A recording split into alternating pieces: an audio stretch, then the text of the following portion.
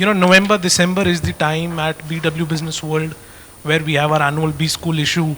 And that's the time of the year when I'm lured to pursuing MBA. After today's discussion, I think I'll have one more round with my parents today. But, as a journalist here, I cover a lot of industrial sectors. Education is something that I not cover here as a journalist.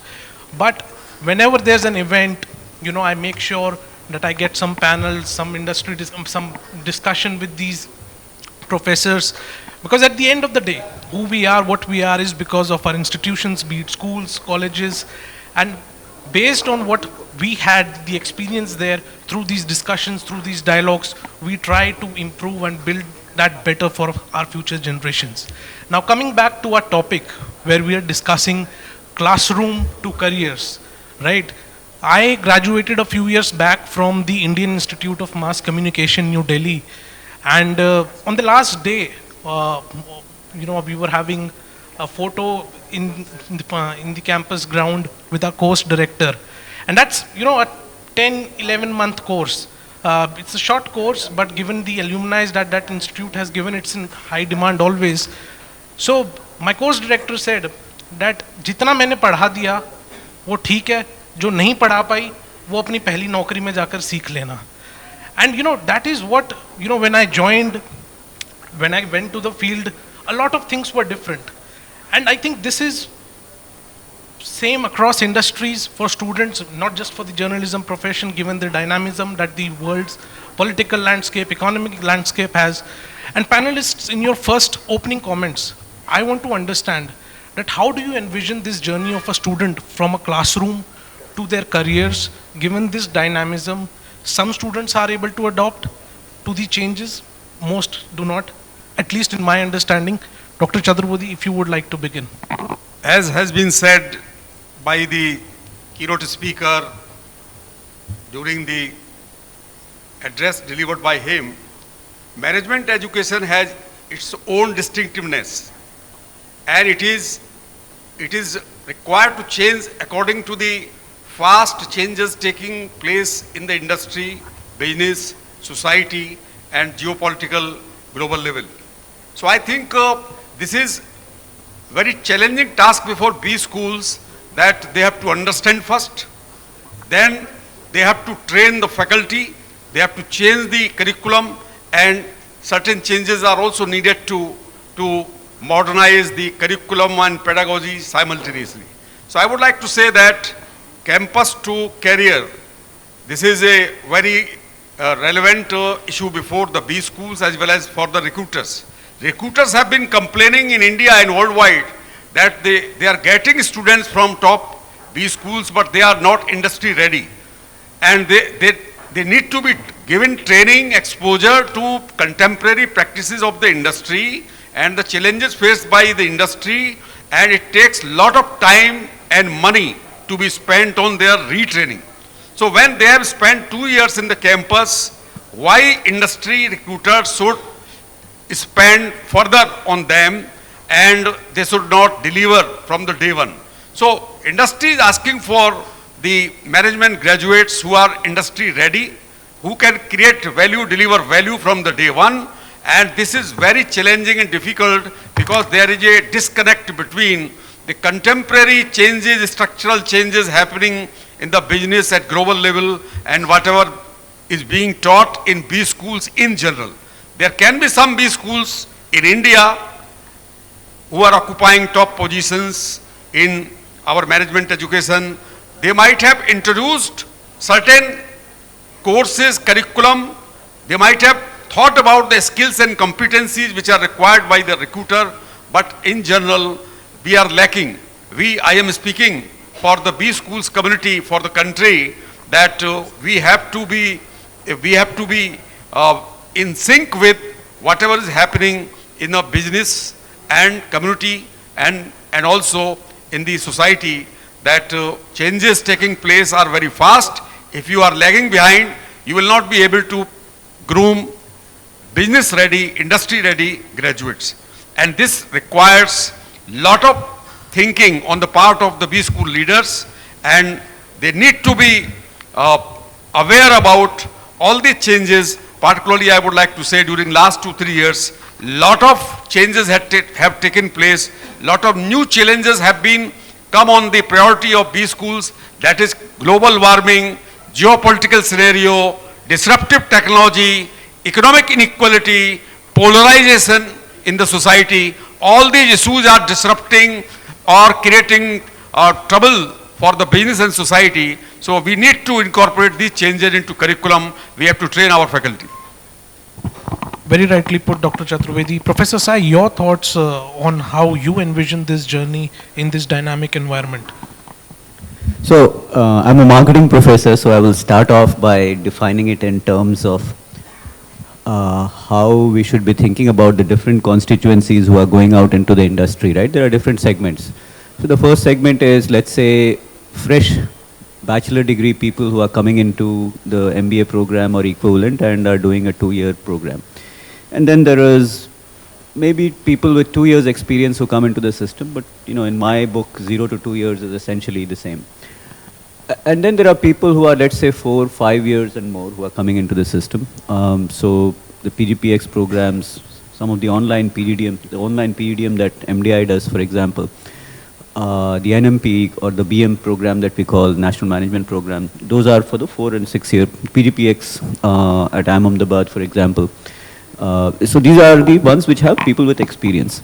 Now, if we take, let me summarize it as just two groups, 0 to 2 and 3 years of experience, where people are coming in with a certain kind of background, and then 4, 5 and above, where they have substantial experience.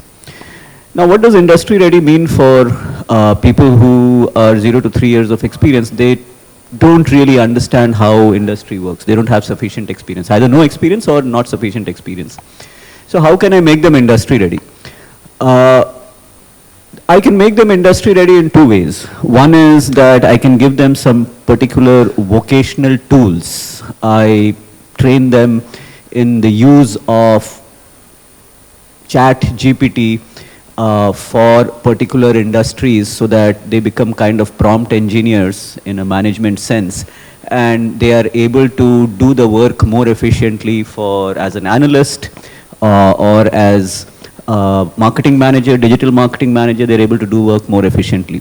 So there I'm training a technician. Or I could train them to be a kind of person who is able to grasp the concept of how industry works in structural terms, in organizational terms, and in technology terms, human behavioral terms.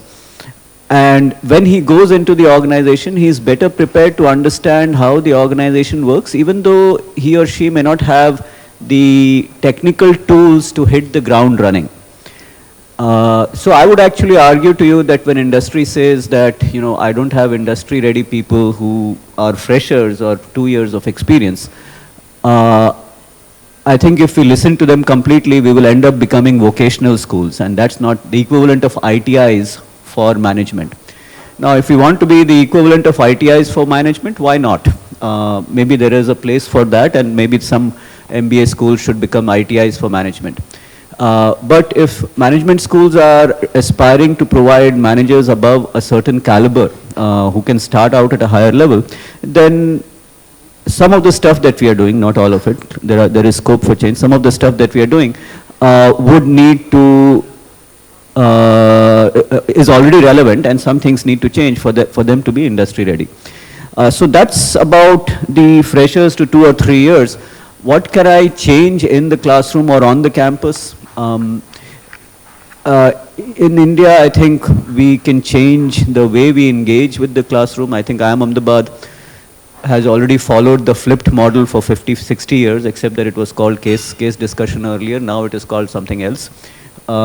You can bolt on technology on top of that. You bring chat GPT on top of that into the classroom. In the classroom, you ask people to generate a first cut answer to a question that's already there, and while they are there in the classroom, they generate a first cut answer to the question that is going to be discussed, and then from there the discussion starts. One of my colleagues, I think either it was Professor Pawan Singh, who made the comment earlier that what is the role of the teacher in the classroom? What is he actually doing if the content is already there? The reality is that the teacher is helping people to learn how to think critically. That's the best thing that we can do if we want to provide people who can add long-term value to industry, right? Stanford University had a curriculum review about 5-6 years ago where the business school I'm talking about, where after a whole bunch of work, they said, okay, what we are going to teach is critical thinking. I think that's the best thing that we can do for our students if we want them to be at that level, not technicians, but managers and leaders. So that's one part for this set of people who are, 2 to 3 years of experience or less or no experience.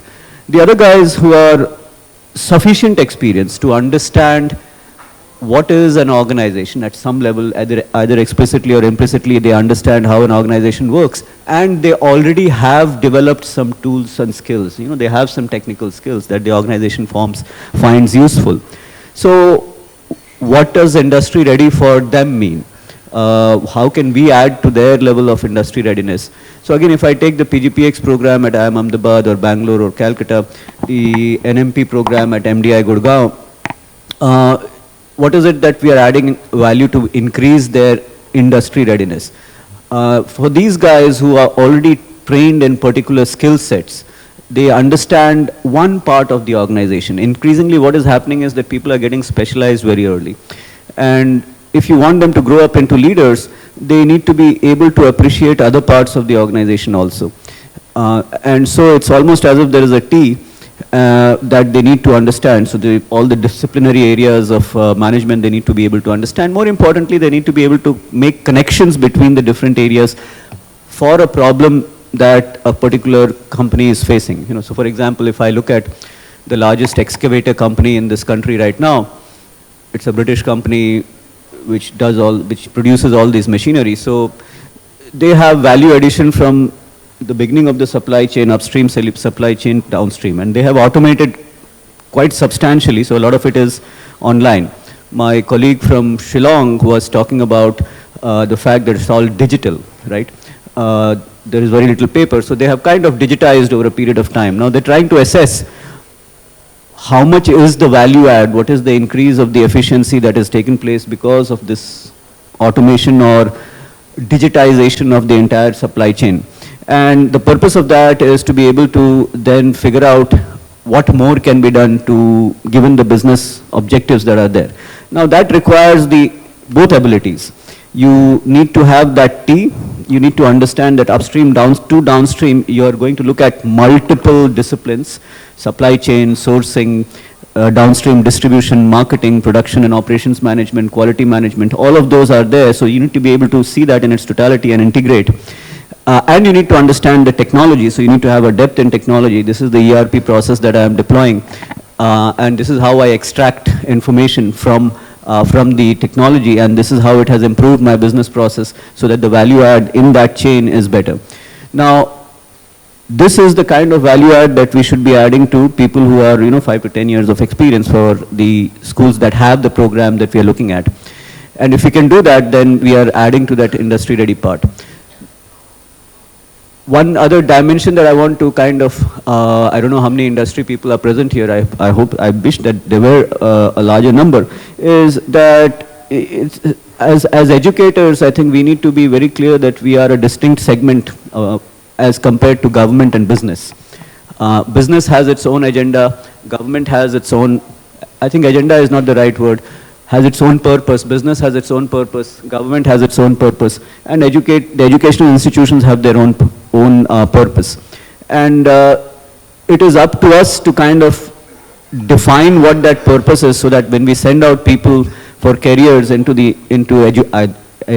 businesses or government, they are able to create that value over there. And coming back to what we talked about a little earlier, the best value creation is when you are able to teach people how to learn, and that comes through developing the power of critical thinking. One of the things that I tell my students is, I'm not teaching you marketing or international business or international economics, which is the subject.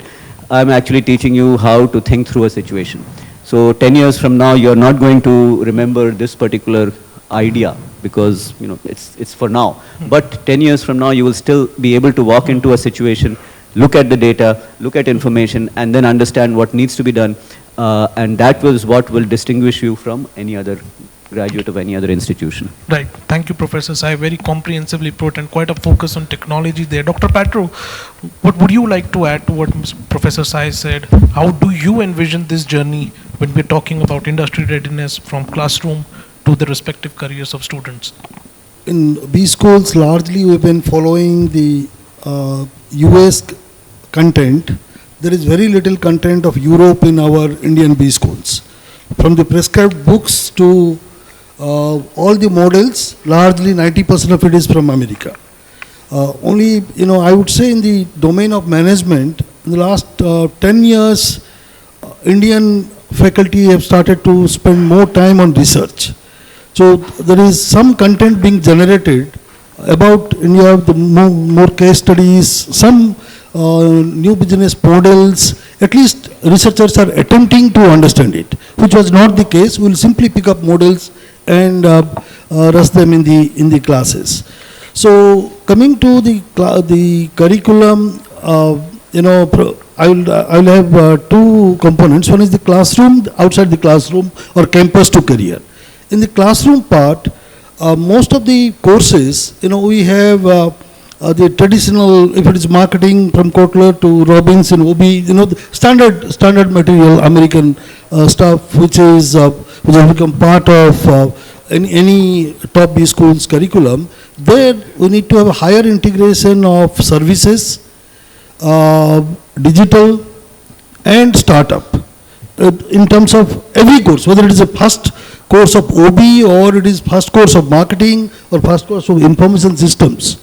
More of services, because all the content is geared towards industrial, the industrial era, all those concepts that come in, we are speaking more of it, but it is more of services, and as Professor Bharat mentioned, out of the top 10, 7 are digital.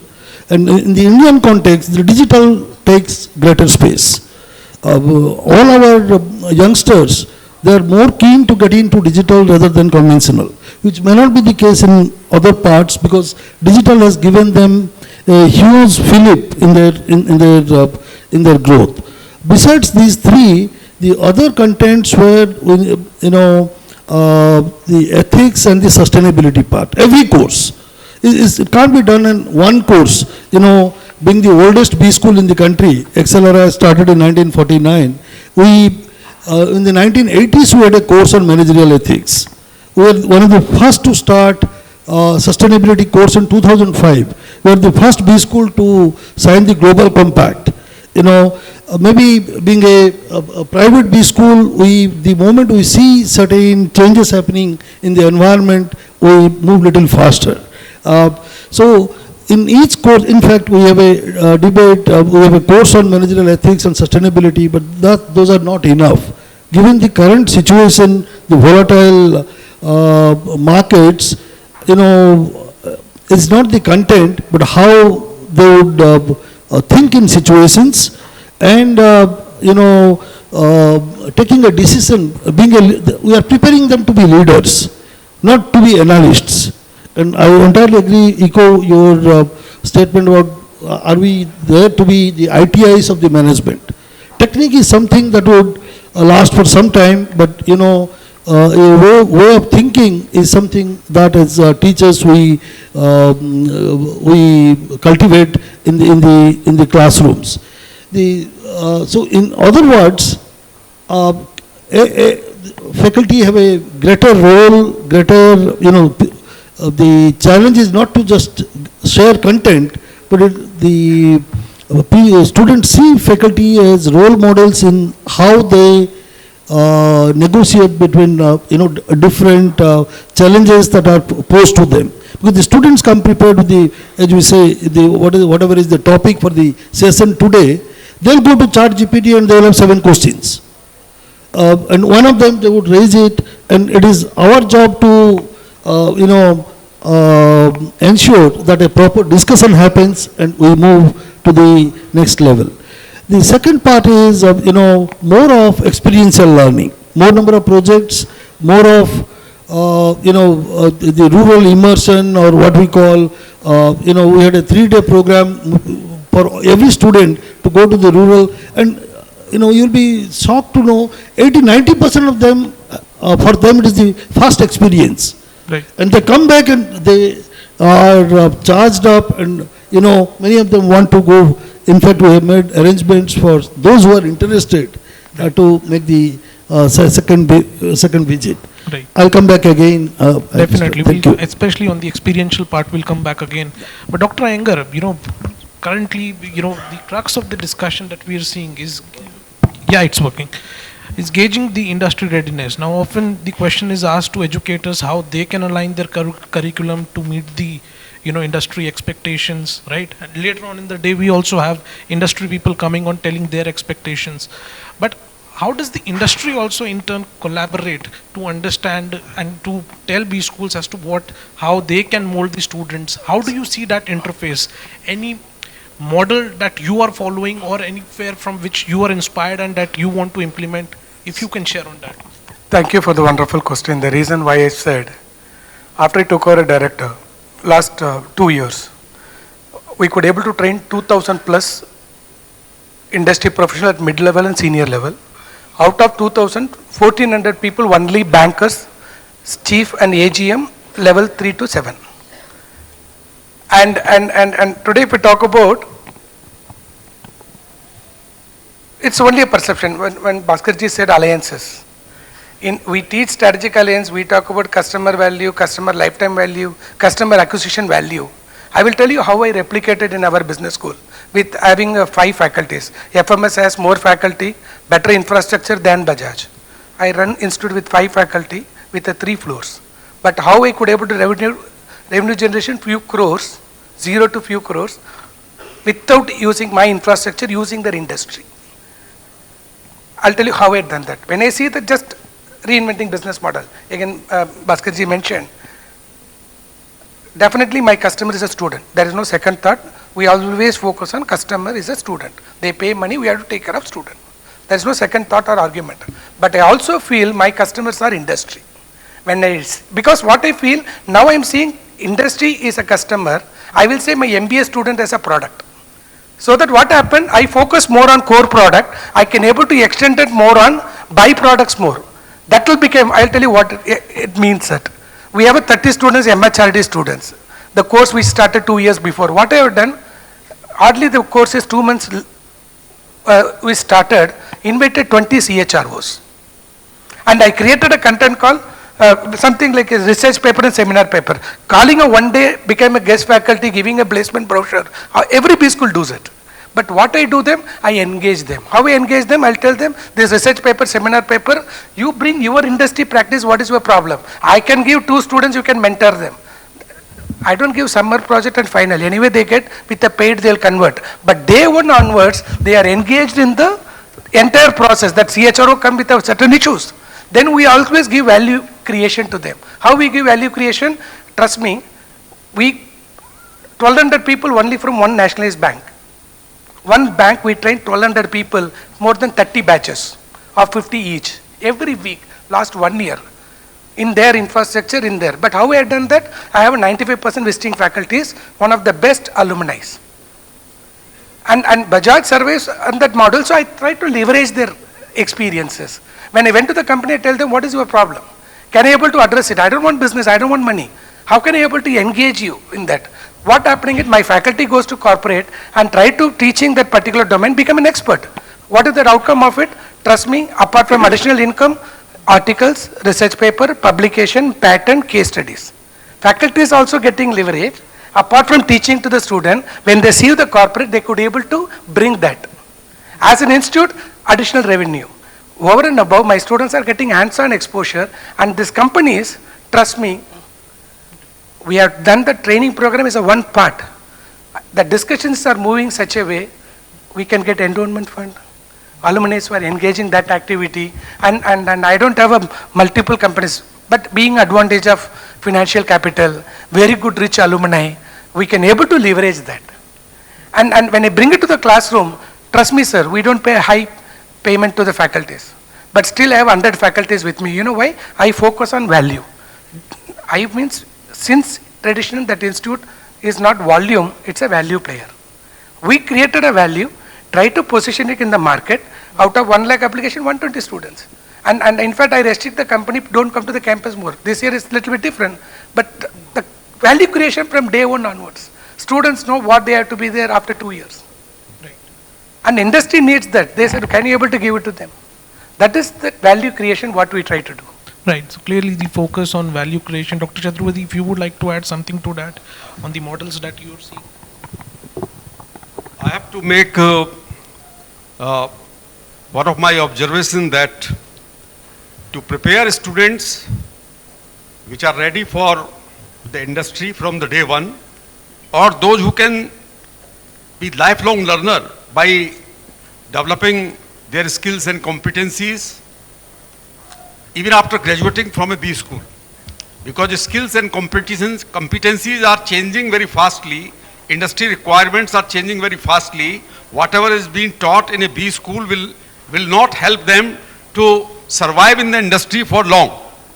So they need to train themselves, they need to be a lifelong learner. This is one observation I would like to give. Secondly, what should be the ideal curriculum and what should be fast changes to be made in the curriculum?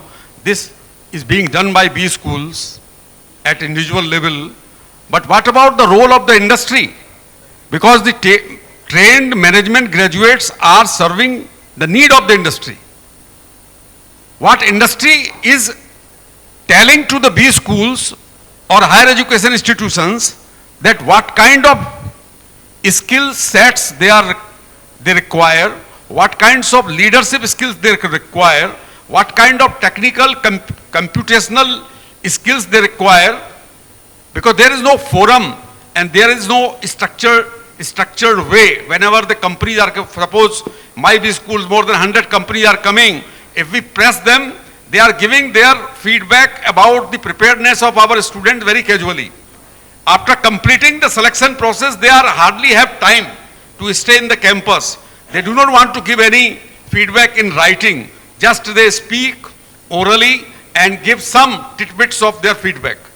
What industry bodies are doing, like FICCI, CII, National HRD Network, NASSCOM, these industry bodies are representing large number of companies.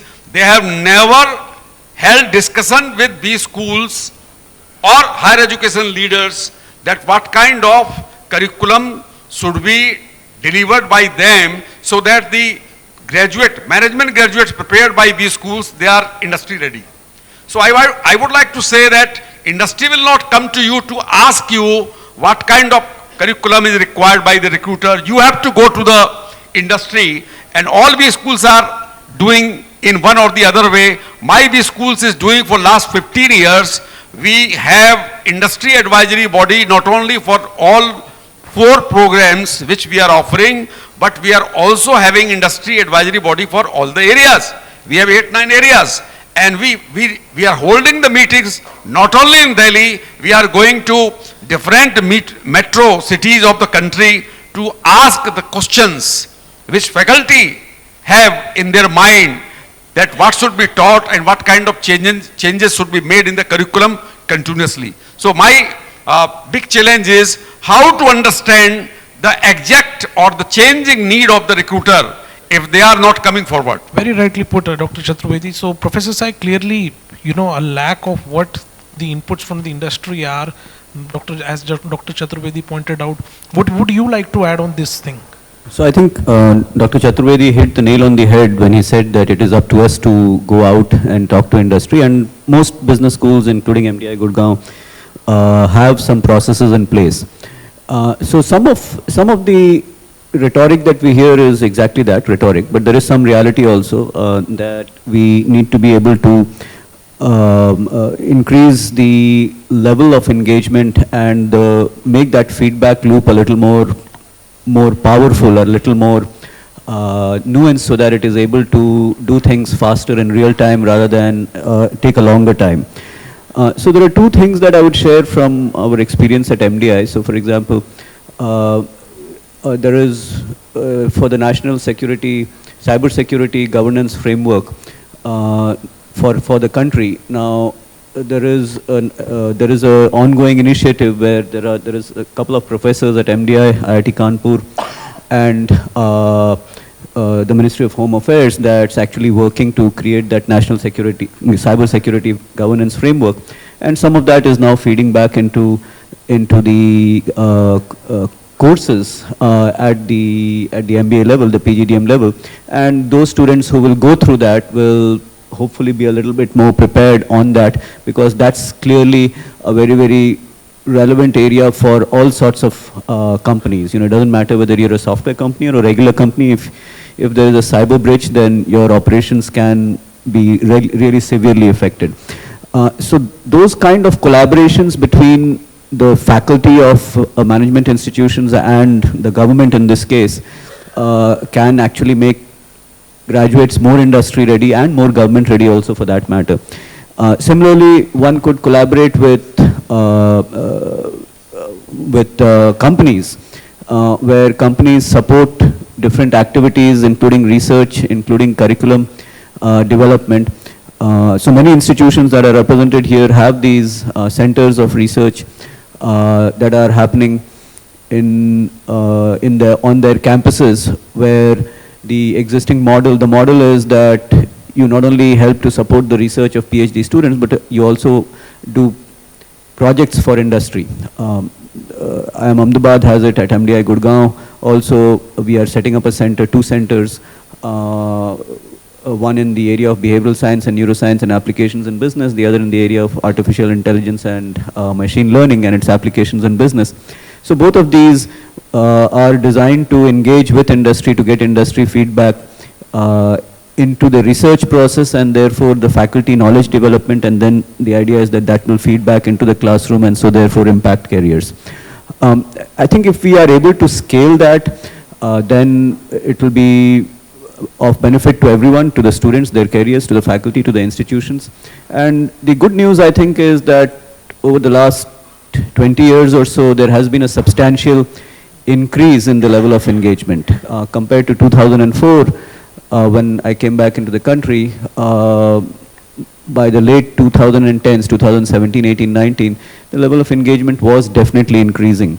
And I think the trend is upwards, and if we continue to see that trend, I think further good things will happen. Thank you, Professor Sahay. Dr. Patro, you know, since we're focusing on classroom as well, I want to understand your views also on soft skills. And, you know, as Dr. Chaturvedi also pointed out, fostering an attitude of continuous learning for students who are entering the workforce. How do you see these two aspects? Yeah, in fact, you know, we are not preparing our students to be technocrats, to be proficient in certain techniques. They need to move to the next level of leadership, from managers to leaders. Because in today's context, most of these students have an inclination to join the startups. And this leadership element gets emphasized very early in their career. Which in the earlier era, one would reach there after 15, 20 years and they would observe other leaders. So therefore, the importance of soft skills like the interpersonal skills, listening, and showing empathy, all those need to be emphasized inside the class. I would say one of the challenges before B schools in the last 7-8 years, especially you know, with increased emphasis on research, most of the youngsters, they spend all their time on research, and teaching has taken a backseat. We are observing that, you know, and in the institutes, you know, for their own reason, allocate greater emphasis on research, and you know, in the process, are we diluting our main mandate of preparing them to be industry ready? Because it's about you know, the passion for teaching, bringing in stuff from the local environment and making them think about it. The more, you know, time they spend on research, a couple of A or B, A or A star journals, and looking at American problems, 30 papers, and finding a research gap. So that's an area where I'm sure the leaders of the B schools need to focus their mind upon. The second part is this, the critical pedagogy. Are our all teachers ready for critical pedagogy? You know, it is more prescriptive when we say, suppose we talk about the marketing product life cycle. Product life cycle does this, and these are the different stages, and these are the applications. But what is its relevance? You know, in terms of content, raising questions about the relevance of the concept. You know, it's not that the concept is given and it has to be applied. Okay, so therefore, for every content, there has to be a counter content presented in the sessions, which would make the students apply their mind and think what is right. That you know, so that critical pedagogy need to be you know, cultivated, nurtured by each faculty. That would make the students more discerning. Thank you. Thank you. Thank you, Dr. Iyengar. You would like to add on this, on these aspects of soft skills and fostering? I feel as a end of the day, as a B school, we have to train, whether it's a business school or corporate. And today, if we talk about, take example, Luxottica, that one company manages 60% of the market share of the optical brand. Whether you can go to low price brand to premium brand. Same thing like a Swatch group, whether it's a Swatch or Tiger or Tissot or Rado or Calvin Klein or Harris Winston. Same thing happening with Amazon also. Earlier I used to go to Amazon using Paytm by watching Amazon Prime with a 5 different. But today the market is changing. That's what everybody is today talking about. We have to reinvent our business model. As a business school, we should have the capability and competency to cater the structure, what is required in the market.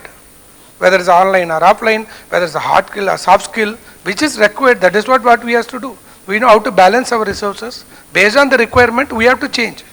Change is the one thing remain constant. If we don't change, if we are a management institute, if we don't able to adapt the change, then who will do it? Because we are creating the future manager. It is our part of the onus, it is our part of our responsibility to react to the change faster than the industry, what we talk about shelf life of less than 2 decades. Thank you. Right. Dr. Chaturvedi, something that I would like to ask you, and this is something that I'm picking up from the social media, and of course Dr. Iyengar also briefly touched upon, that given the scenario of internship and apprenticeship this year, what's your reading on the environment, right? And how, obviously, you know, we would have talked about the role that they play for their readiness, but what's your reading on this, given this year's?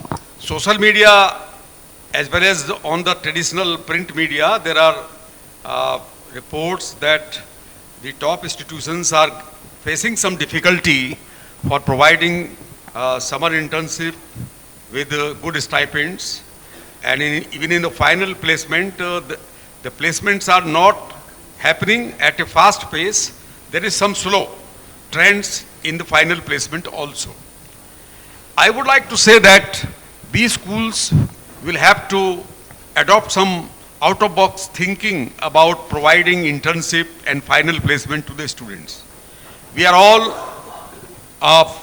focused on the top companies, multinational companies offering good packages, because that is the criteria which students are looking for before joining the B school, that which B school is providing highest maximum salary or average salary. So I would like to say that at least for internship, there can be some alternatives to the traditional path we are following. Like students can go and work on some innovative government scheme. Whether the several schemes launched by the central government and state governments for the welfare of the masses or for easing of doing business are working properly or not. So this can be one area.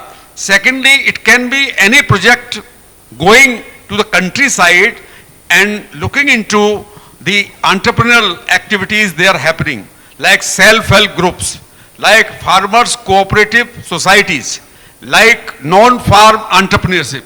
There are many trends which are happening in the Bharat, but we are only confined to metros, companies located in metros and offering the jobs in metros. So I think we need to expand the horizon of the placement. I was reading a case study from a university of USA, University of Houston, there is a CT Baur College of Business. They are sending their students for internship to a accelerator. So asking students to go to incubators, there are 60 plus Atal incubation centers. Their total number in India is around 1,000. So we need to send our students to those incubation centers. We need to send them to accelerators, and we need to send them to the countryside to see actually what is happening in the economic lives of the people residing. Large number of more than 70% population is living either in villages or tier 2 or tier 3 cities. So I think it is not necessary that we should, and even the companies would like to recruit those students who can go to any challenging assignment or any challenging summer internship and bring some data about the current realities of life and business. So let us think about changing the mold of providing summer internship. Traditional way will not work, and all students cannot be provided internship in top-notch companies or multinational companies. Thank you, Dr. Chaturvedi. Professor Sahay, your quick take on the scenario this year and what has become a talking point on social media? So these things run in cycles, so I'm not too concerned.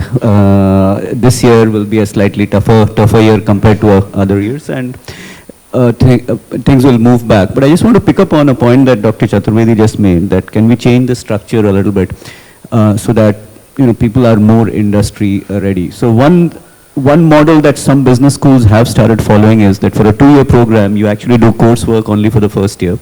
The second year is actually you are spending with a company. In one case, you are spending 6 months with one company and 6 months with another company. And it's part of the responsibility of the program to help the student locate that match, so that internships are for 6 months and 6 months, or even for 1 full year. So that becomes a fairly good place for students and the candidate to understand one another and make that choice. So this is actually happening now. The other second point that I want to very quickly pick up on is, Arjun, is the point that Dr. Patro was making on more local cases. So I believe now we are doing much more. We have a much higher level of local cases which are available and we can use. I'm pretty sure faculty at all our institutions are writing those cases. And the last point that I want to kind of quickly touch on is in the context of classroom to career is ultimately I would completely agree with Professor Srinivasan when he says that, well, one part of what he said is that who is the customer? Is it the student or is it the industry? And is the student a product? So one viewpoint would be that the industry is the customer and our student is our product. The other viewpoint would be that the student is the customer and not the industry. So if we think of industry as our product, as our customer, and the student as our product, then our approach will be different if we think of the student as a customer, which personally, if you ask me personally, I don't really feel comfortable with. I think industry is our customer rather than the student.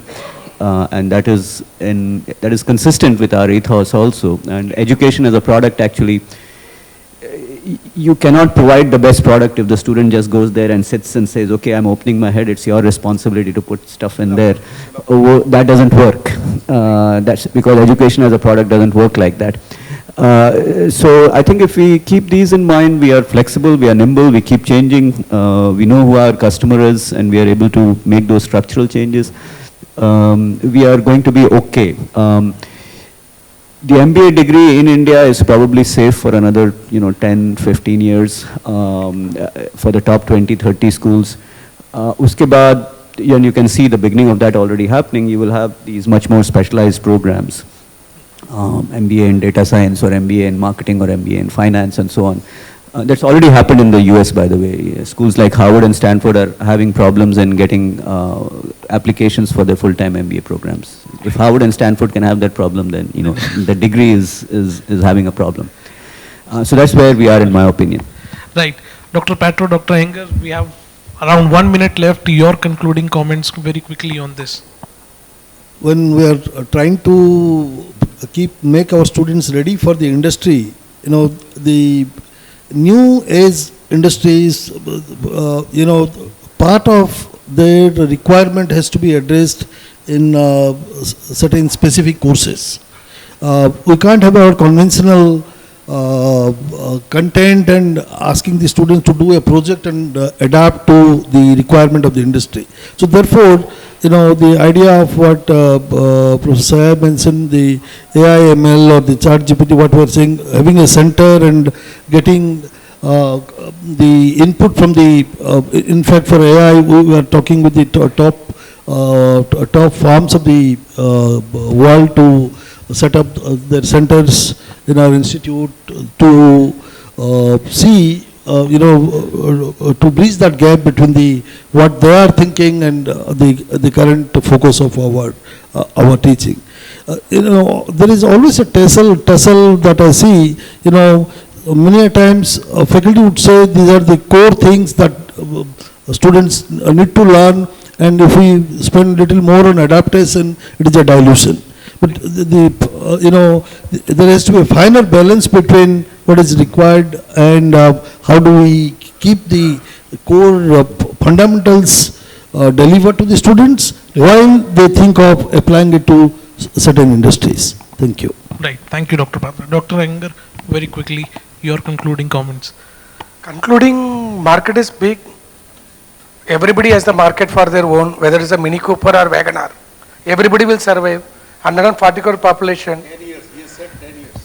10 years. So that we'll survive. With the God grace, India country is blessed.